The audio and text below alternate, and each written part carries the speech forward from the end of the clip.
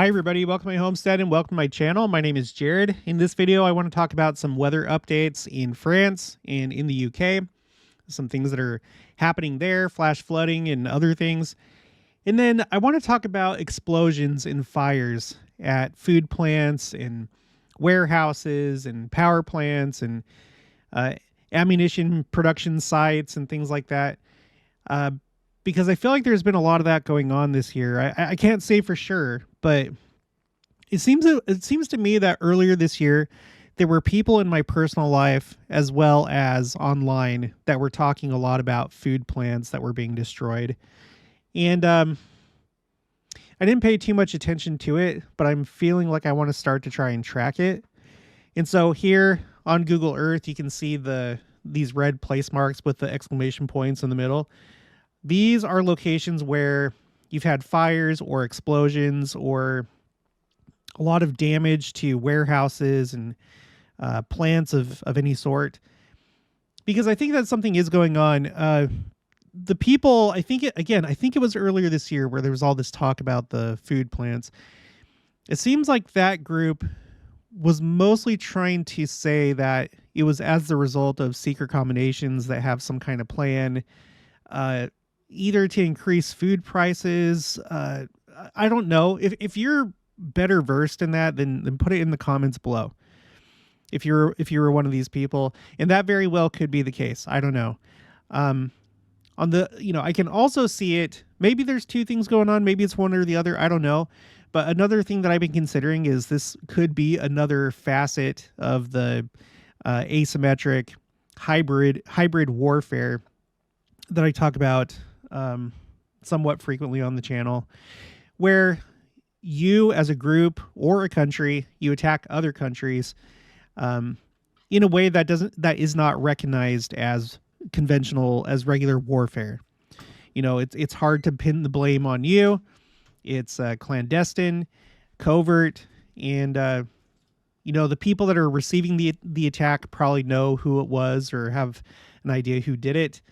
But they themselves are doing the same thing back, so no one talks about it out loud. And so it's like this secret war going on. We've talked about color revolutions. We've talked about directed energy weapons. We've talked about all these different things, and this may be just another part of that. Because really, how hard is it to destroy a single warehouse, or derail a train? We're going to talk about the East Palestine train derailment that happened earlier this year. How hard is it to do that if you're another country? I wouldn't imagine it'd be too hard. There's spies and there are powerful tools at these different countries' disposal to conduct these type of operations. So it could be that. I don't know, but I want to try and track it. So let's go ahead and we'll talk about France to begin with. And by the way, toward the end of the video, if there's time, I want to go over this quote from Brigham Young where he talks about the millennial kingdom of God, specifically the political kingdom. It's a pretty interesting quote, so I want to share that with you.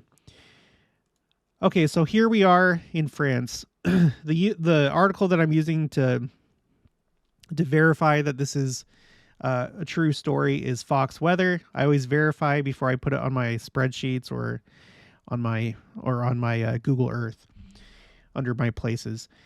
Okay, 7 injured as storm-swollen rivers bring flooding to northern France. Okay. I'm not going to be able to pronounce this correctly. The Pas-de-Calais department in northern France has been affected by severe flooding caused by more heavy rainfall just days after deadly storm. And get this. This is how it's pronounced. Someone let me know this in the comments. I didn't know because I hadn't watched any news stories to hear somebody pronounce it. I was assuming it was pronounced Ciaran because in English, using our letters and in the way that our letters are supposed to behave, that's how you would pronounce it, Ciaran. But no. It's actually Kieran. That's how you pronounce that, because whenever you have an I after a C in a word like this, you know, that's the sound that the C makes is k. So it's Kiaran, and I'm being sarcastic, of course. I can't wait until that political kingdom is established, and hopefully the language changes and we get back to the pure Adamic language where we don't have this kind of nonsense. Storm Kiaran pummeled the region. Okay, here's some pictures. You see flooding. They're rescuing this guy. Dozens of communes were hit by flooding on Tuesday after the Lian and rivers reached exceptional levels around Boulogne-sur-Mer and Saint-Omer. 7 people were injured in the floods, according to the Interior Minister Gerald Darmanin. Oh my gosh, this was like the worst article ever as far as like pronouncing things. Okay, so I have this on my spreadsheet. Here it is right here. It seems to have primarily taken place on the 7th, but it seems like it was kind of between the 6th and the 7th of this month. But here it is right here. It affected a bunch of towns. What we're about to look at, these videos I'm about to show you on X, are all taking place in this part of France. Okay, on the north coast of France, just across the English Channel from the UK. So this like little corner up here. Previously, from Storm Kiaran, we saw flooding taking place in Milan, in Italy, and then down here by Florence in this area. So this storm really, it really hit Europe pretty hard. And then previously, all the rest of this up here in the UK, this was from, well, primarily from Storm Babbitt, which was a separate storm that came before Kiaran. And then there's some of these places that was just from not necessarily a specific storm, just raining in general, heavy rain in the UK and, well, yeah, in the UK. This one, Cork, this was from Babbitt, I believe. I can't remember. I think it was from Babbitt. Okay, so we're going to be looking at right here. So let's go over to X. Here is an animation from Zoom Earth. So you can kind of see, you know, what this looked like. Here's the UK up here. Here's France. We're going to be looking at this area over here. We're going to be looking at Jersey. We're first going to look at France, this little corner of France that I was showing you, and then we're going to look at Jersey. So you can see, boom, this part of France was hit really hard with this. Okay.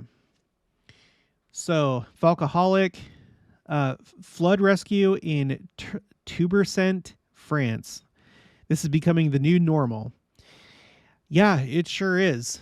How many videos have we watched so far? I've only been like tracking this kind of stuff since, I don't know, it was maybe August or September when I started looking at these different events and trying to track them. And we've seen so many videos so far of people on top of their cars.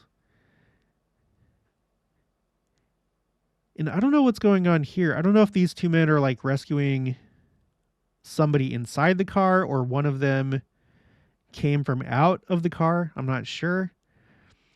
But whatever the case, it seems like there's somebody or something inside the car that they're trying to pull out through the windshield. Let's go on to the next one. Paste Calais, flooding.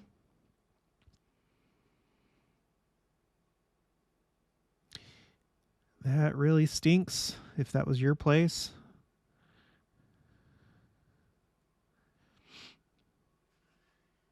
Let's go on to the next one. Mateo Express. And this is all in French, so I'm not going to read that. Oh, I can translate it, though. Let's translate it. This Monday evening, dozens of municipalities in Pas-de-Calais are flooded.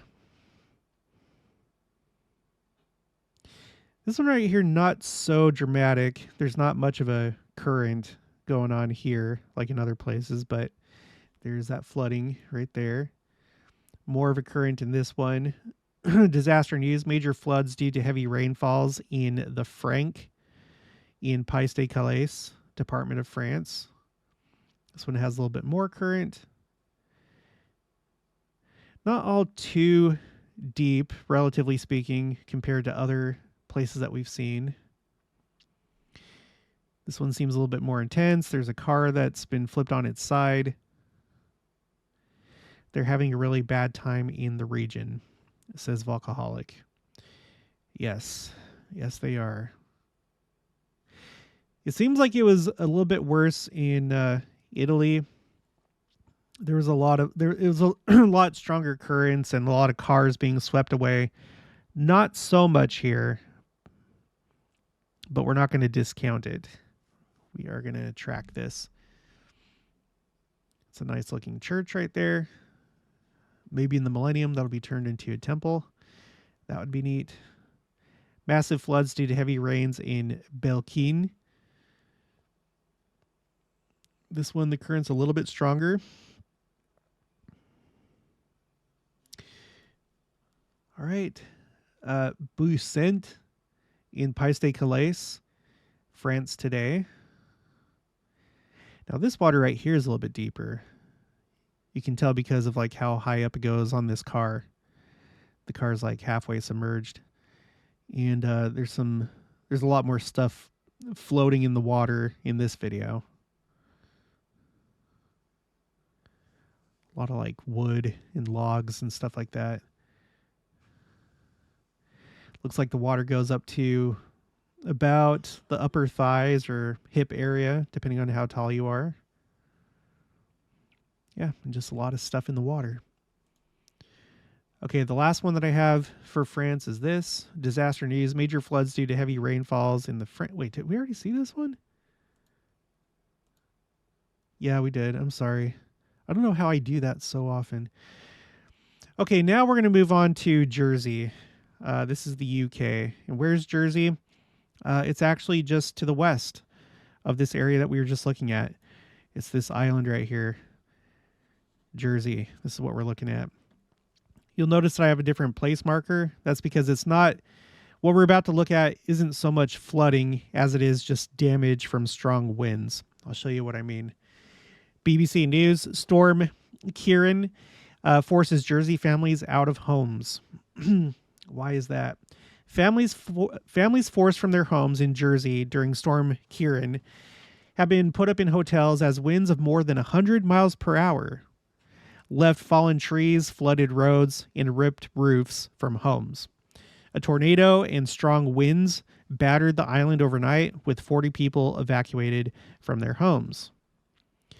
The government of Jersey closed all its schools and colleges as the Met Office confirmed overnight wind speeds that hit 103 miles per hour, or 164 kilometers per hour if you're outside of the United States watching this. So again, let's go to the Saffir-Simpson scale for hurricanes. So that would put the wind speed, it would be the equivalent of Category 2 hurricane wind speeds. That's what just hit Europe, and in this case, Jersey. And again, that's what's being shown right here. This animation shows wind gusts from Wednesday evening into Thursday. Here's Jersey. And Jersey is like in the worst part of it. So that's why we have the videos and the news coming out of there. Although in the videos from France, we didn't see very much like damage from wind, if any at all. It was mostly just flooding. But Jersey got hit really hard with the wind. So let's take a look at that. Storm Kieran aftermath footage in Jersey, Channel Islands. And that looks pretty dramatic. Oh my gosh. Couple cars that were damaged, fences blown over, trees, walls. Must have been some pretty strong wind right there. Next one, another car. Oh, cars. Storm HQ, significant damage from the tornado in Jersey overnight. Okay, so right here is where the tornado was.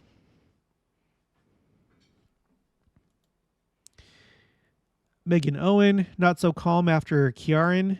A major clear-up begins in one of the worst affected housing estates in Jersey. This woman's roof blew off the property in the night. Her fence and wall were destroyed, and the windows caved in.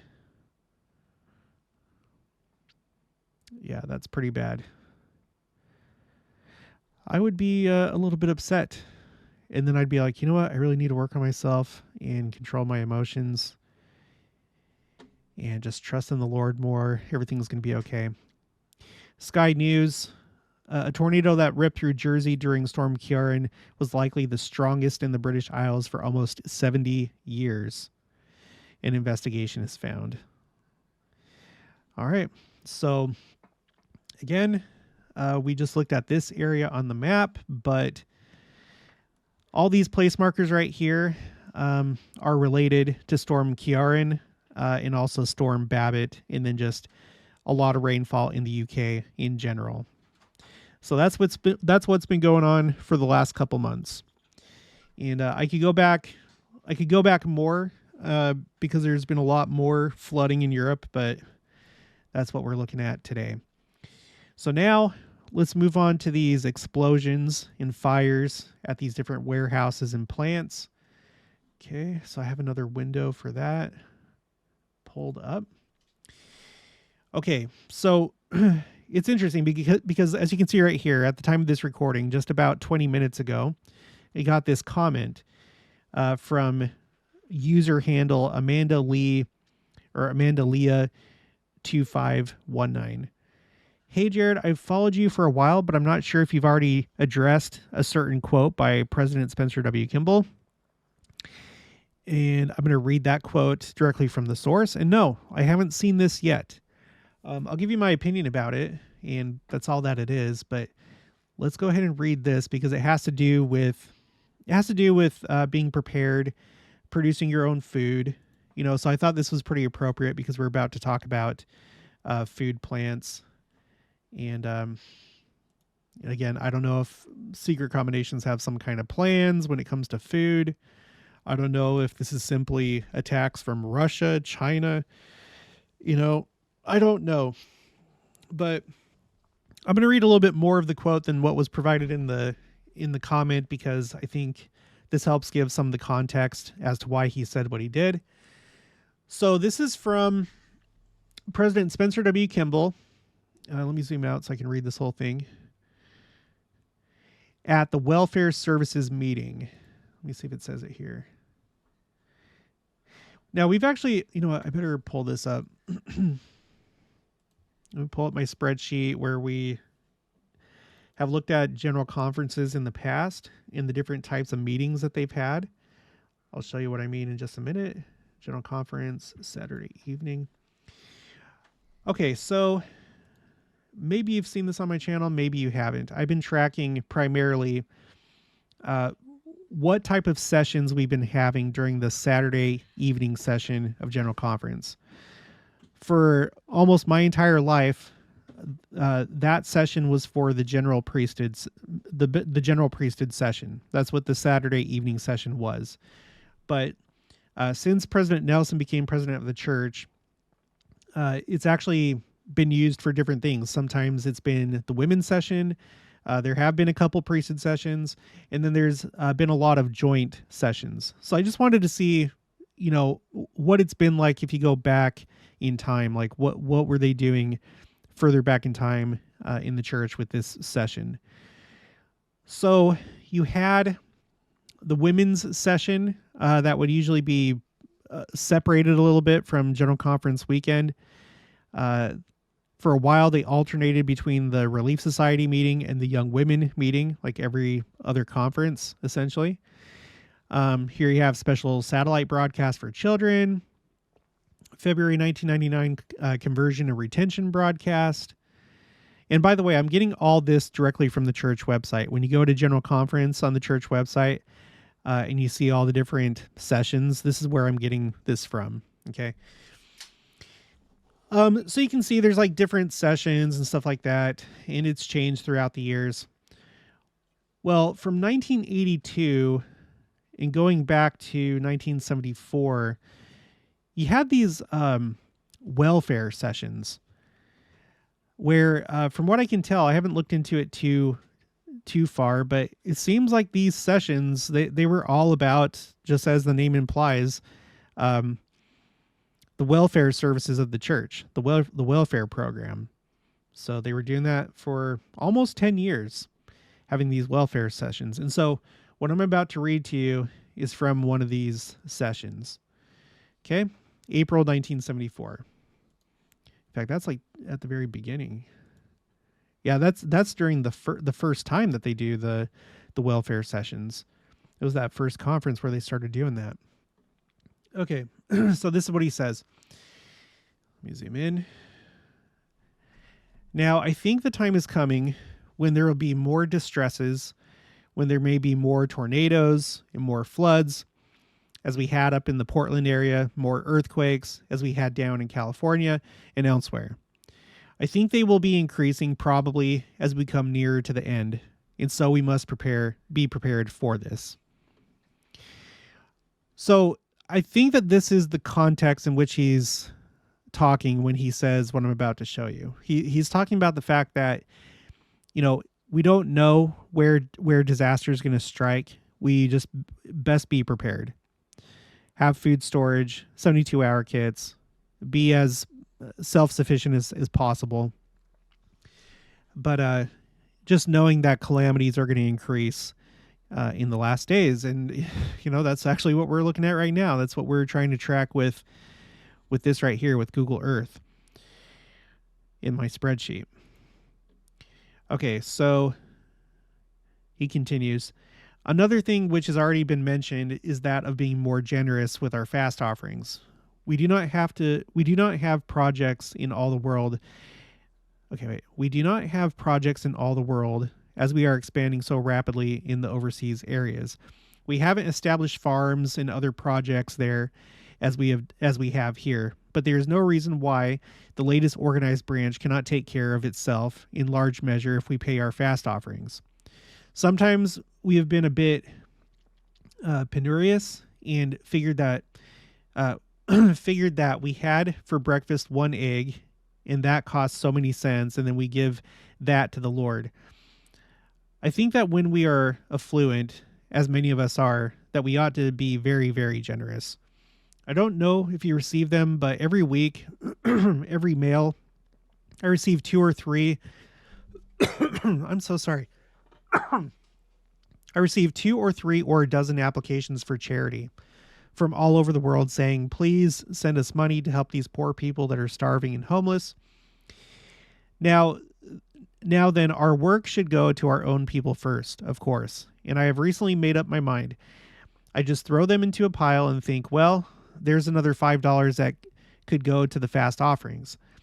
I think we should be very generous and give, instead of the amount we saved by our 2 meals of fasting, perhaps much, much more, 10 times more, where we are in a position to do it.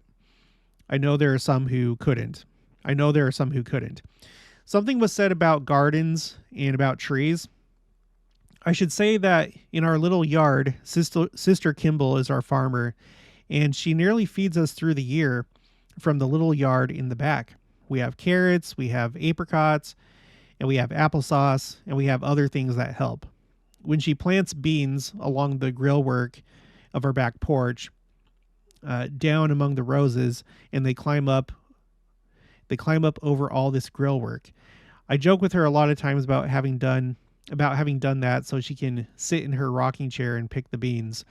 But we just almost live on beans, and it's good food, very good food. The little gardens and the few trees are very valuable. I remember when the sisters used to say, well, but we could buy it at the store a lot cheaper than we can put it up. But that isn't quite the answer, is it, Sister Spafford? Because there will come a time when there isn't a store. And so this is why this quote was sent to me, because there will come a time when there isn't a store. I don't know that he's like making a prophetic declaration here, like worldwide there's not going to be a store, or all throughout the United States there's not going to be a store. I feel like he's just talking about the fact that, like he said earlier, disasters are increasing, tornadoes, floods, and all these different things. And so you should be prepared for a time when maybe there's not going to be a store in your area. You can interpret it how you want. I think that's how I read that, but either way, it doesn't really matter. I think that we all need to be prepared.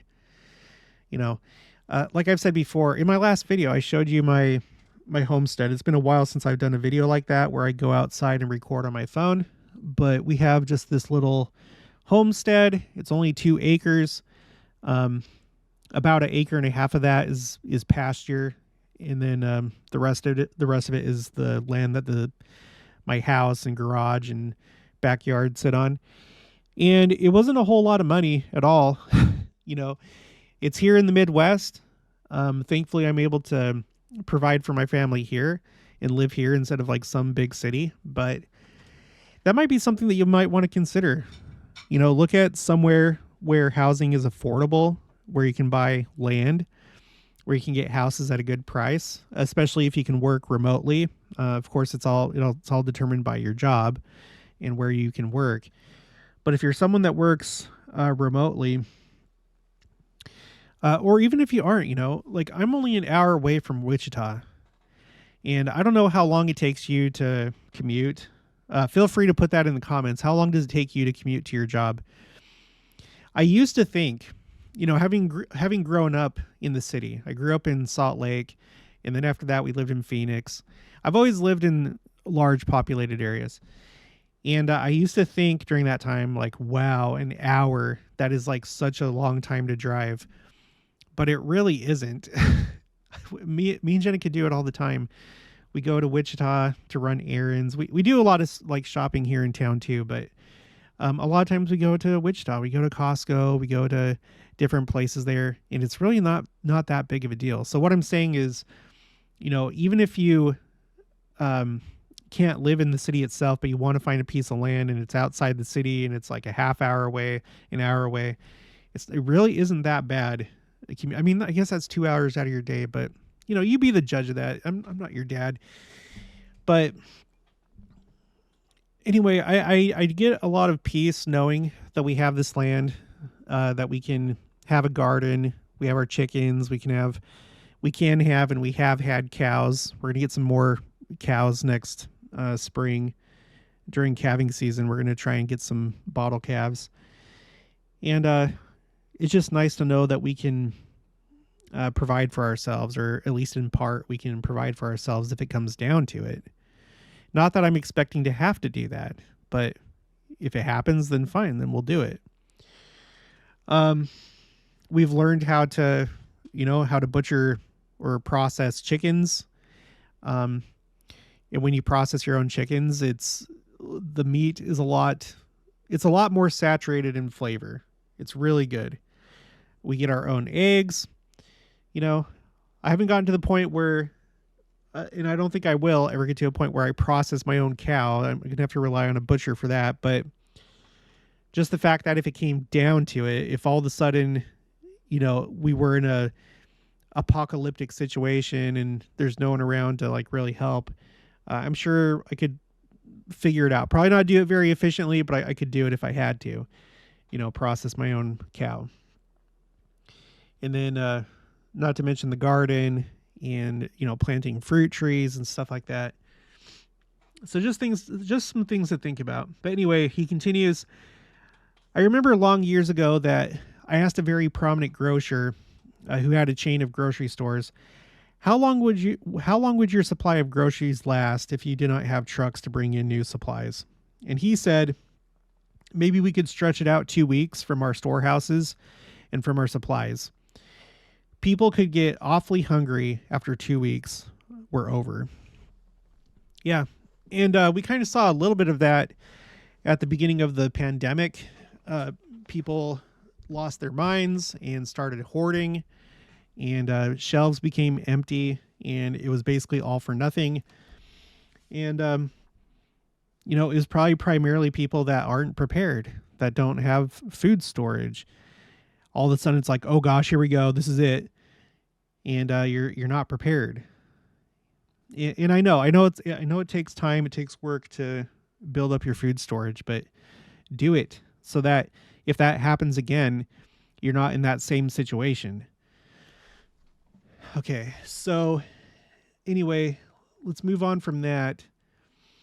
as we're thinking about explosions and fires at food plants and other types of plants. There's this article from Powder and Bulk Solids where this was published earlier this year. And I don't know if this contributed to the talk of like food plants being destroyed, but this was March 8th of this year. And the name of the article is Recent Explosions and Fires in the U.S. And it basically just goes through and it lists these different places that got hit. So an explosion at Emery Oleochemicals plant in St. Bernard, Ohio. American Crystal Sugar in Moorhead, Minnesota. Pennsylvania-based Martin's Snacks Factory. Archer Daniels Midland Corn Processing Plant in Cedar Rapids, Iowa. Fort Worth, Texas Recycling Plant. Liberty Recycling in Tuscaloosa, Alabama. And then Santa Barbara, California at the University of California, a chemical waste storage container. And what I've noticed so far is, it seems like there's like these food plants that have been hit. Also, for some reason, these recycling centers. And then chemical plants and also like military factories, like ammunition factories or warehouses. And I'll show you in just a minute. So it seems like those are kind of like the main categories of places so far that I've seen that explode or catch fire. Okay, so let's go ahead and let's start with this. And this is basically what started me wanting to, keep track of these explosions and fires. This article was published on the 8th, so that was yesterday. A Texas chemical plant explosion sparks large fire. Evacuation and shelter-in-place orders issued. And you can see there's a bunch of black smoke. We're going to see some videos in just a minute. And it reminded me of the East Palestine train derailment earlier this year, just because of like the massive amount of black smoke. Okay, so an explosion has triggered a large fire at a chemical plant in Shepherd, Texas, sending massive plumes of black smoke into the sky. The quote-unquote plant explosion and following chemical fire unfolded Wednesday morning at Sound Resource Solutions, which makes solvents for glue and paint remover, the San Jacinto County Office of Emergency Management said. There's a picture of it. It's really dramatic looking. And because it looks dramatic, I feel like anything that looks dramatic can be counted as a sign of the times, because it probably puts that thought in people's minds.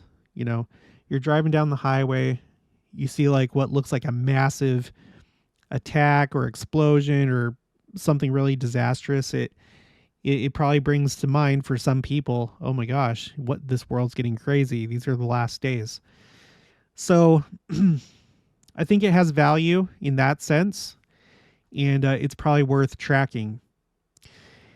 I've been trying to figure out, I don't know exactly how to track these explosions, because I don't know if I want to do it kind of the way that I'm doing with the flooding, where I'm not going to like track every single little flood that happens. It has to seem like it's kind of like notable, that it's larger or unusual compared to other floods, And so I don't think I'm going to be able to track every single explosion or fire at these plants, but I'm just going to have to kind of try and feel it out. And I feel like this one would fall in that category of the ones that I want to track. It's a chemical plant. I'm not an expert. I'm not an economist. I'm not a military strategist.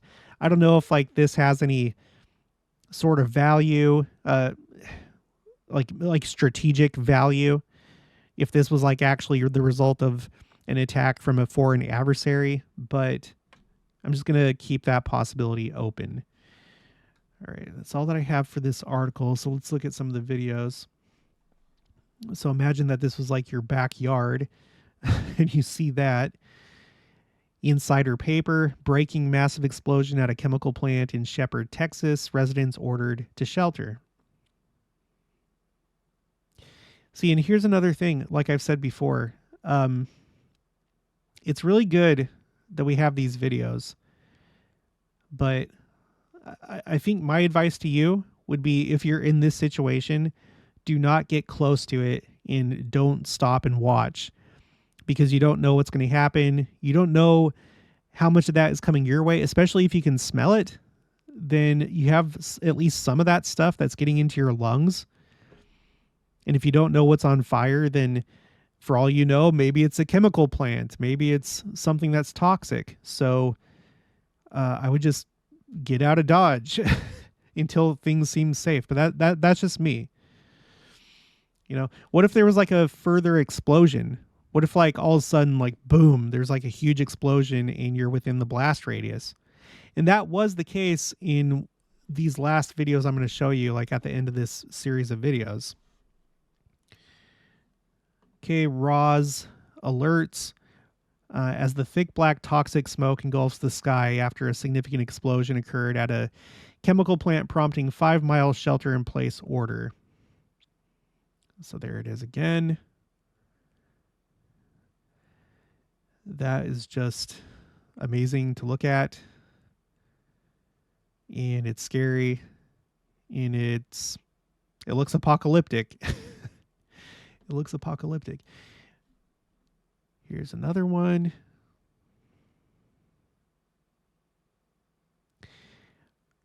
Matt Wallace, happening now. Explosion at petroleum plant in Shepherd, Texas, causing massive plumes of toxic smoke to fill the sky. Many will get cancer from this. The quote-unquote cleanup efforts will be minimal. Joe Biden won't travel there.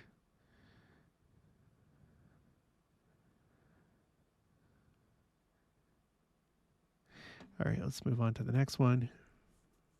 Oh, this is... How do I keep posting the same... Oh my gosh. I'm so sorry. Okay. And then there's this... that was a few days before that, but this time in the UK. Oh, by the way, let me go to Google Earth. So the one that we just looked at was right here. Okay, Shepherd, Texas. And then this up here is the East Palestine. That's how it's pronounced locally. East Palestine train derailment. Okay, so this is all that I have right now for the US. There's obviously many others that I don't have on here yet, but I'll work on that. Now we're going to move on to the UK, of all places.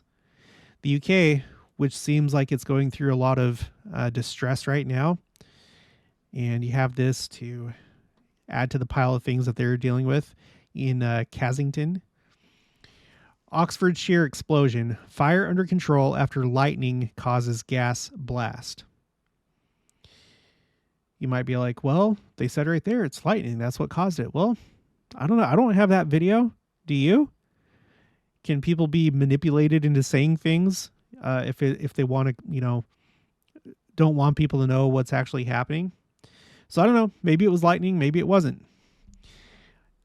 A fire at a food waste recycling plant that started after lightning sparked a gas explosion has been brought under control. A tank at the Severn Trent Green Power site in Casington, Oxfordshire, was hit on Monday at 1920 BST, causing the gases within it to ignite and explode. Witnesses reported seeing a huge fireball light up the night sky, and you're about to see that in just a minute. The blaze was contained without any injuries, and some crews have been seen leaving the site after almost 24 hours. All right, so this is what it looks like. I don't really know what a food waste recycling plant specifically does. I didn't even know that these existed. If you know what this is, let me know. Where's the food coming from? And then how is it recycled? Is it turned into like soil, or what do they do with it? Let me know if you know. Okay, Oxford Mail. Watch the sky colors after the Yarnton explosion in Oxfordshire. Okay. Yeah, if you didn't know what this was, you're just like at your home and it's nighttime, but suddenly the sky is looking all crazy like this. You might wonder what the heck is going on and what you're witnessing. Is it the second coming? Well, in this case, no. Now, this is kind of a dramatic video. It's very bright, as you can see. The fire. Oxfordshire explosion from another perspective. It seems to be an accident as a lightning struck a biogas tank. That's how the author wrote that. I know I have my own problems with like talking and being clear, but I'm not the only one. And English may not be his first language or her first language. CIC of all social media, Oxfordshire explosion live, massive fireball lights up night sky as loud bang heard. Yeah, and those flames are going pretty high. And then after that, this person, I didn't notice this before. After that, this person says, Russia attacks Ukraine as Putin warns countries who interfere will face consequences you have never seen. I don't know if this person is under the impression that this could be an attack from Russia or a consequence for interfering. But maybe that's what they mean to say, and maybe that's true. Sema Setin, huge pulsation explosion lighting up the sky near Oxford this evening. Cause is yet unknown, possibly caused by a lightning strike. The camera is roughly pointed toward Yarnton. All right, so you can see, the night sky being lit up by that. Oh my gosh. You guys, I don't know how I keep posting the same. I need to be more thorough. I try so hard, but I need to be more thorough. Okay, now the next one. I feel like what we're about to look at now, this is undoubtedly the result of war and most likely not an accident, like a workplace accident or something like that. This is from Newsweek. Video shows huge plume of smoke after explosion at Russian gunpowder plant. All right, well, we all know that Russia is currently at war. We know that Ukraine has been attacking Russia with drones. And if we go to the map, and we look at Russia, I have two different places to show you. The one that we're looking at right now is over here. This is the more recent one.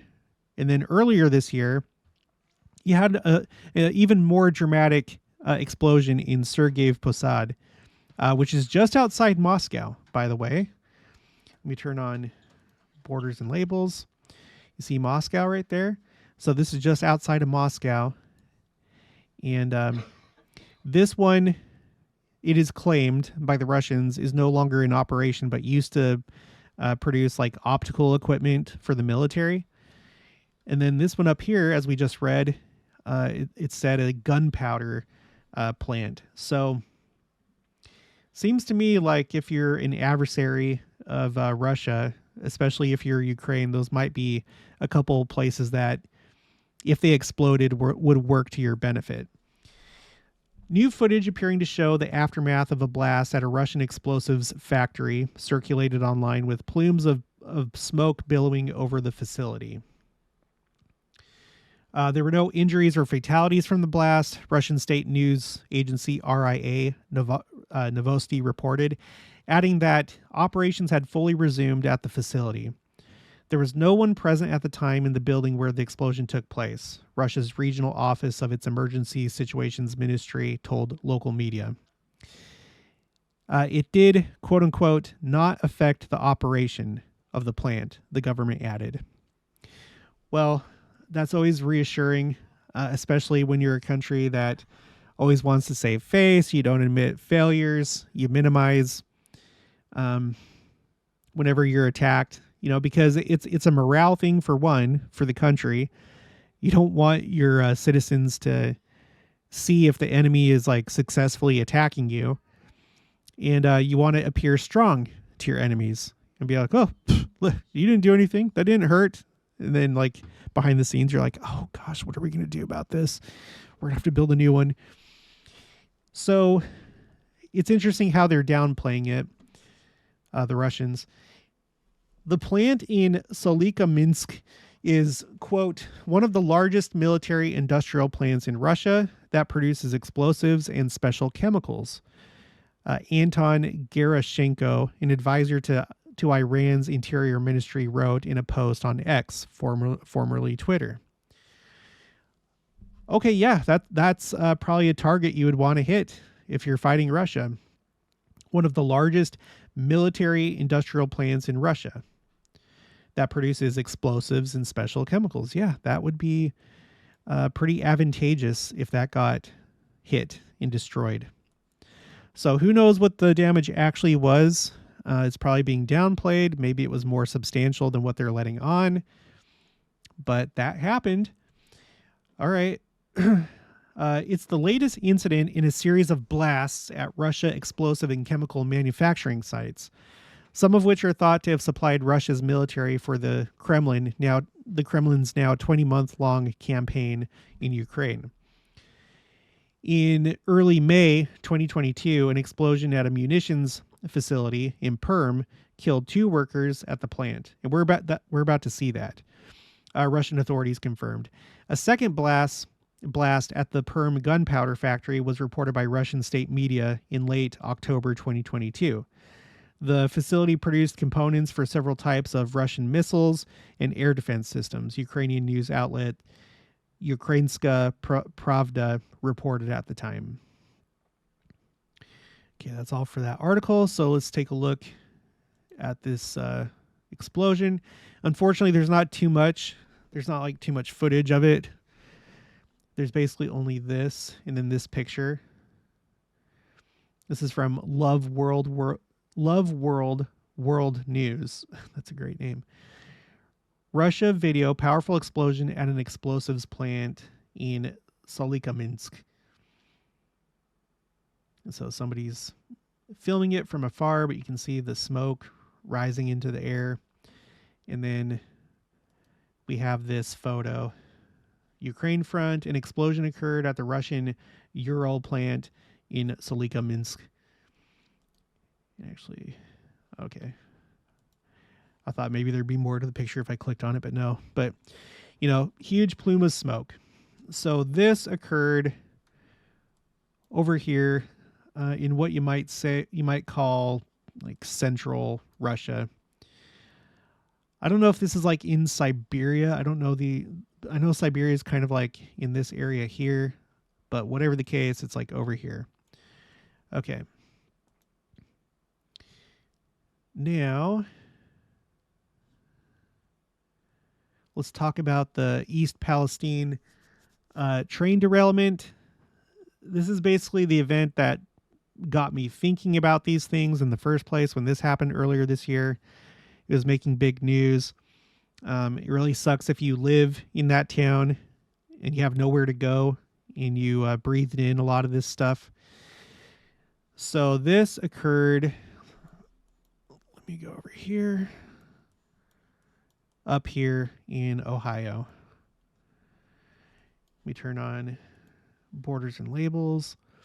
So I guess the closest large cities would be, it seems like it's maybe closer to Pittsburgh. And then after that, Cleveland. So between Cleveland and Pittsburgh. Okay, in the days after a fiery February train derailment that likely poisoned the environment in East Palestine, Ohio, with a range of highly toxic chemicals, Amanda Kenner and her family experienced the burning eyes, nose, throat, and other symptoms widely reported among the population in the small town near the Pennsylvania border. In the months since, as the media and world have largely moved, their lives have not improved much. Kenner's 4-year-old son, who had asthma before the wreck, saw his symptoms become uncontrollable, forcing the doctor to change his medication, Kenner said.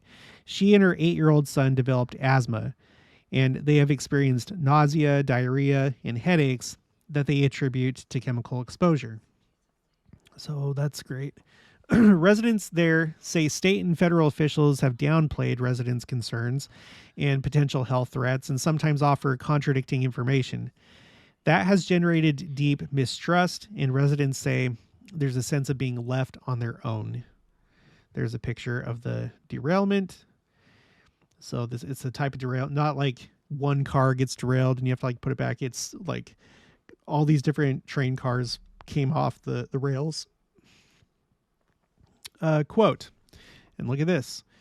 It feels like an apocalyptic movie, and we are living in it, said East Palestine resident Misty Allison. See, there you go. Whether she really thinks about it in an apocalyptic way, meaning the book of Revelation, or not, in some kind of way, that's kind of in her mind. And everybody reading this article, that's now in their minds. So therefore, I think you could consider it a sign of the times when things like this happen. The town feels like it was a soundbite, and there is dismay over the perception that the situation is resolved, she said.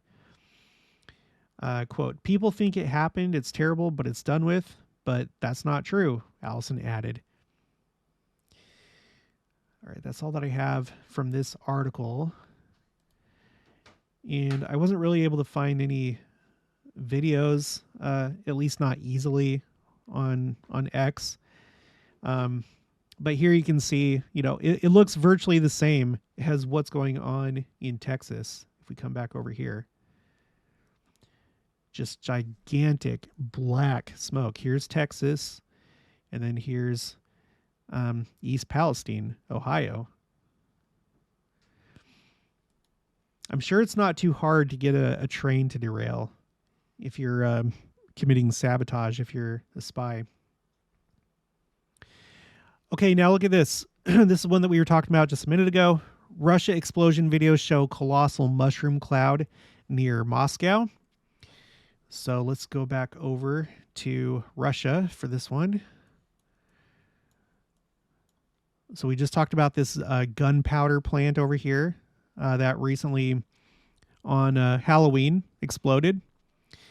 And now we're going to Sergiev Posad, which is not too far from Moscow.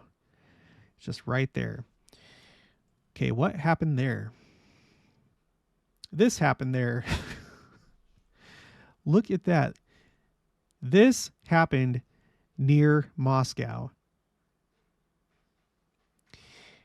Okay, so let's look at some of the videos here. Igor Shushko, Russia, Zagorsky. That's like a different name for that. That's like an older name for that city. Optical and mechanical plant exploded in Sergiev Posad, 44 miles northeast of the Kremlin outside Moscow. The shockwave blew out windows in the neighborhood. I honestly don't know what I would think if I was there, but that looks like a nuclear bomb. It does. It looks like a smaller one. And I don't know, maybe if you were there live, maybe, I don't know, would it look bigger? Would it look smaller than what we're seeing here on camera? I don't know, but if there's anything that looks like a nuclear bomb, no matter how small, I'm not hanging around. I'm out of there. How do these guys know that there's not radiation coming from that right now? You should be like running in the opposite direction. I think that would be the appropriate course of action. So anyway, there's that. Moscow region video from the epicenter of the explosion at the factory in Sergiev Posad.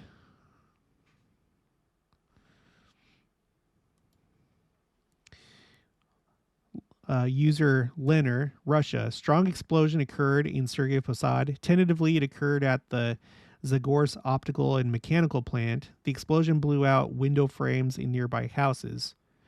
Preliminary. The explosion occurred due to a violation of the technological process. Of course.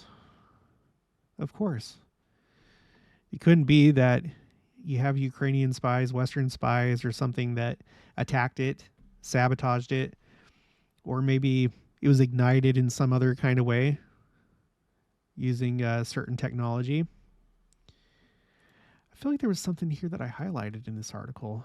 Let me refresh this.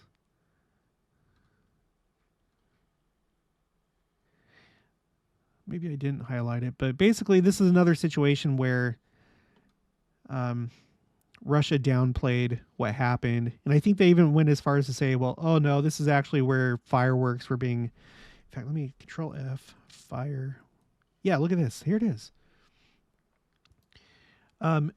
Initial reports citing the Moscow region's prosecutor's office said the explosion affected the Zagorsk optical mechanical plant and destroyed its warehouse.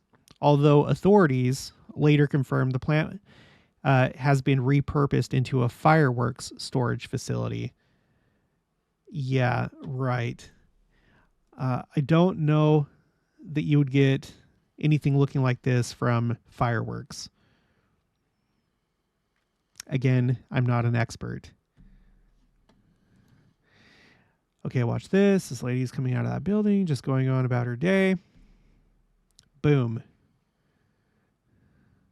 And then you can see the cloud, the mushroom cloud. That is rather frightening. Sprinter X. After the explosion in Sergeyev Posad, 80 people were injured. 15 are in hospitals, the Russian Ministry of Health said. Whoa. Oh my gosh. I don't think that you'd get a blast wave like that from fireworks. I really don't. I don't think that you would. Another epic video of a firecracker detonating. Oh, they're making fun of it. Of a firecracker detonating in Sergeyev Posad at a factory for the production of conventional binoculars. Look how it affects the windshield. Oh my gosh, it's so powerful. Holy cow.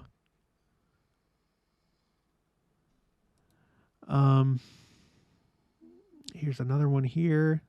This person's watching it from their apartment or condo. Not something that you want to see outside your window.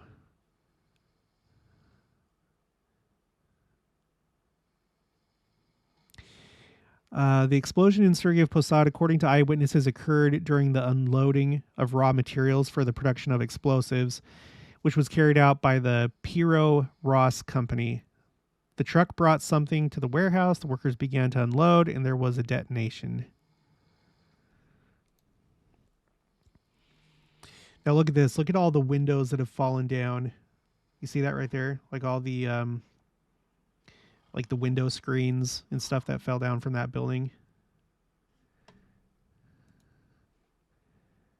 Close-up footage reportedly of the damage to the military equipment factory in Sergeyev Posad, 45 miles from the Kremlin.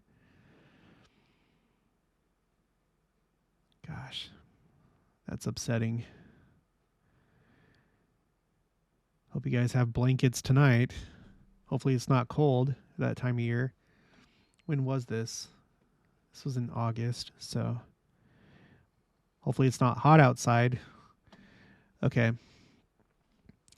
And then the next one and the last one that I want to share with you, I've already done a video about this. In fact, I've already done a video about this explosion in near Moscow. Oh, yeah, an important detail about this. A very important detail about this. This happened the day after Lahaina was destroyed. Okay? So let's just pretend, and it may be true. Let's pretend that Lahaina over here. In fact, let's turn on Lahaina right there. Okay? Lahaina was on the 8th of August.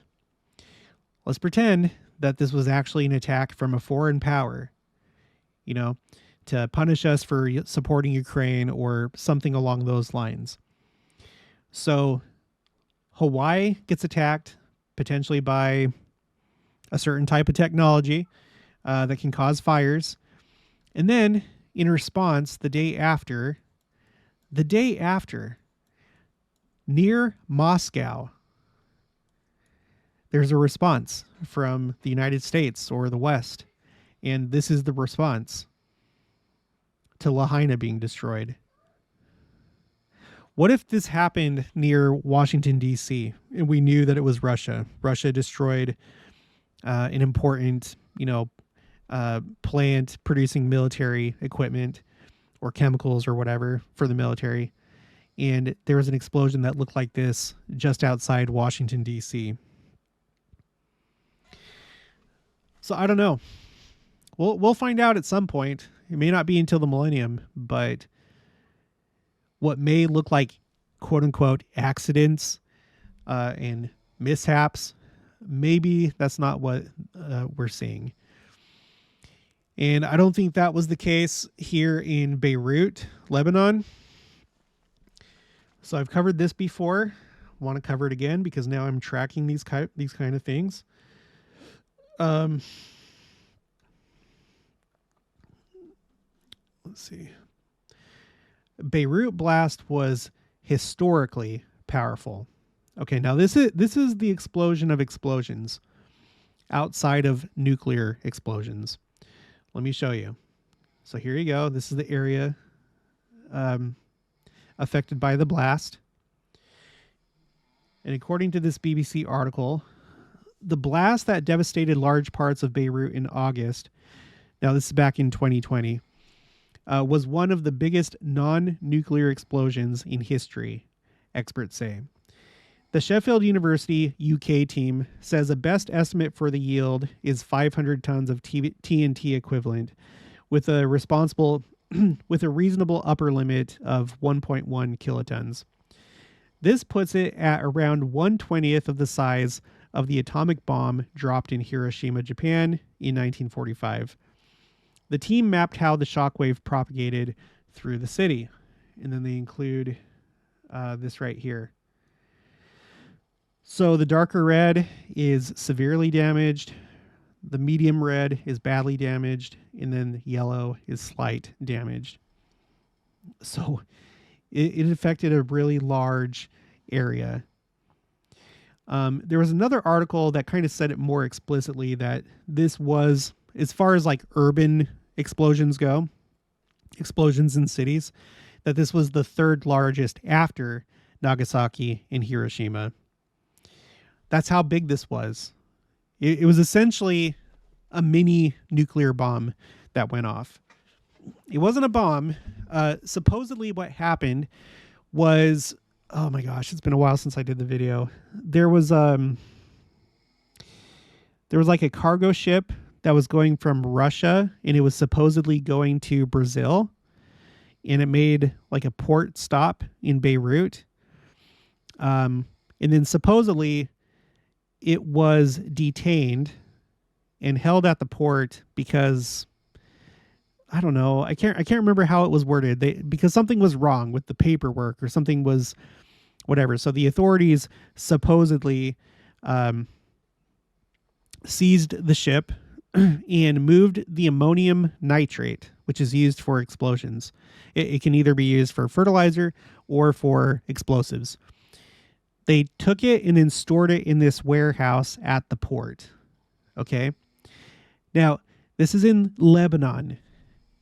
Okay, Lebanon. We've been talking about Lebanon a lot lately, specifically with a war that's taking place right now between Israel and Hamas. And then in Lebanon, we have another group that seems like it's probably going to jump in at some point called Hezbollah. And Hezbollah has a large presence there. They have a powerful force. They already have lots of rockets and explosives. And they're actually in part of the government. You have Hezbollah members that are in the Lebanese government. So I'm not so sure that story really holds up. I think what it was is that supposedly it was coming from like maybe the Black Sea. Is there like a strait? Yeah, there is. So it was like coming from the Black Sea, supposedly from Russia, I think. and then it made its way around down to here, and then it was supposed to continue on to, I believe, Brazil or something like that. I can't, or maybe it was supposed to go somewhere else. Maybe it was supposed to go to India. I don't know. But anyway, I'm of the opinion that that ammonium nitrate was probably for Hezbollah, and that was the cover story. And by the way, they've tried to hold people responsible, and the whole thing went nowhere. In fact, the judge that was investigating this was starting to realize some things, and I can't even talk about it because I can't remember all the details, but I did a video about this. Now there's a new judge, a judge that's more Hezbollah friendly. And Hezbollah was making a big deal about this, by the way.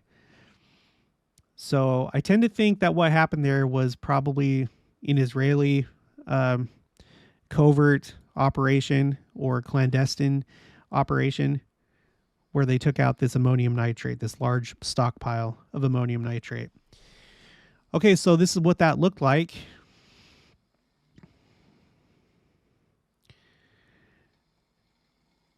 So first, this is not it yet. There it is right there. So it started out as a fire. Okay, this is supposedly what happened. That there were some welders that were working down there, that their sparks ignited some stuff in one of the warehouses, which caused a fire. And then the fire expanded to a nearby warehouse that housed fireworks. And there was, in fact, first there was like a fire, and then there was like an initial explosion. And it does seem like the initial explosion was fireworks. But then from there, it expanded, and then it hit the ammonium nitrate in another warehouse. And when the ammonium nitrate ignited, well, this is what happened, what you're seeing on the screen. So this is the result of the second explosion, and then here, or the first explosion, then there's the second explosion that looks like a nuclear bomb. Just imagine that you're this person in your house, and then you see this outside your window. Let's look at some more video. Another person. Just look at the cloud, how it's just like this blood red color. Multiple angles of the 2020 Beirut port explosion that killed 218 people and injured over 7,000 people.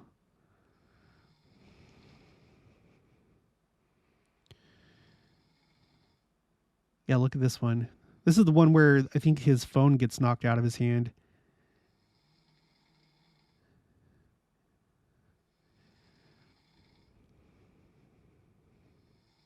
Oh my gosh. All right, let's move. Oh, let's go back. Look. Oh my gosh, look at that. Now in this case, I definitely would have thought, oh my gosh, he's just jet skiing. I definitely would have thought that a nuclear bomb went off. Here's another one. Waiting for the explosion.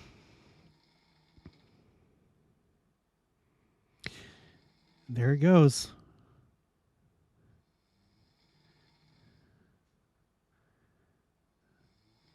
And when you have the audio on and you watch these videos, it's terrifying. On my recommended videos playlist, one of the videos that I have on there is a compilation of like just all these different videos. There were so many videos that were taken of this event. It was very well documented. And this video that I have saved on my recommended videos playlist has just a compilation of all that. And the audio is terrifying. This was so big and it was so loud, so destructive and very deadly. All right, and then let's look at this last one here. Is it the same one? Sorry, I think it's the same one. I don't know why that... Whatever. Okay, so there you go. So that's what I have so far. I have this one in Portugal. It wasn't necessarily an explosion, but there were those wine vats that tipped over or fell or burst. And then there was like a literal flood of wine that went down the street. For all I know, I don't know, maybe that was retribution for somebody, or maybe it was just a genuine accident. I don't know. I don't know with any of these. Only the people, if somebody did do it, only they know if it was an actual attack or not. We'll find out later, probably in the millennium. So that's what I have for you. I'm going to try and keep track of these the best that I can. I'm going to try and stick to the ones that seem like major explosions, major fires. I'm not sure I'm going to be able to keep track of every single little explosion. There are, workplace accidents that take place. So, but anyway, I've got that. So now, let me see where we're at. No, I better actually stop at this point. This video went longer than I thought. All right, well, that's going to be it for this one.